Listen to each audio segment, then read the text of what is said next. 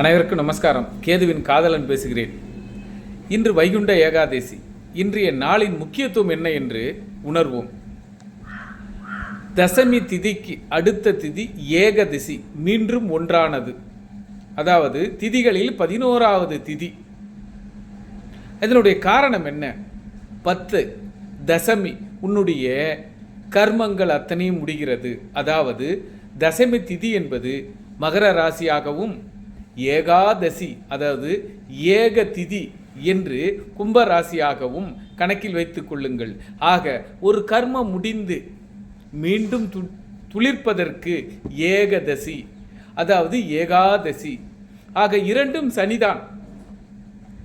அந்த சனியை அதாவது ஏகாதசியை வணங்கினால் சனியின் தோஷங்களும், சனியால் ஏற்படுகின்ற கஷ்டங்களும், சனியால் ஏற்படுகின்ற விமோச்சனங்களும் உங்களுக்கு கிடைக்கும் என்பதால் தான் இந்த மார்கழி மாதம் ஏகாதசி. ஏனென்றால் காலபுருஷனுக்கு 9ஆக மார்கழி மாதம் வருகிறது. தந்தையால் ஏற்படுகின்ற கர்மமும், தாய் கருவுறுவதில் ஏற்படுகின்ற கர்மமும் விடுதலை அடைகிறது. ஆக இங்கு பாருங்கள், மார்கழி மாதம் 9வது மாதம், திதிகளில் தசமி திதி 10வது திதியாக இருக்கிறது. 11வது திதி ஏகாதசி என்பது அதுவும் சனியாக இருக்கிறது.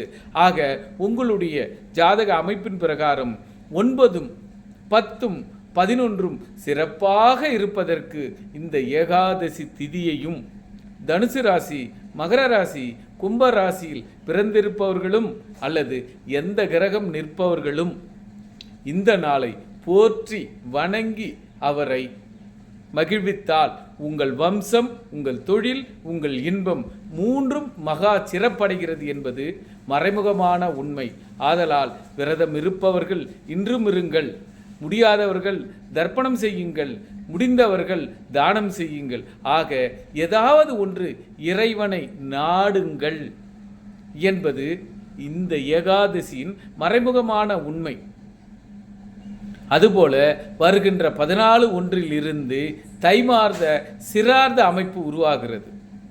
அதை அடுத்த வீடியோவில் தை மாதத்தின் சிரார்த்தத்தின் உண்மை நிலையை நாம் உணர்ந்து கொள்வோம். மீண்டும் அடுத்த வீடியோவில் சந்திப்போம். நன்றி, நமஸ்காரம்.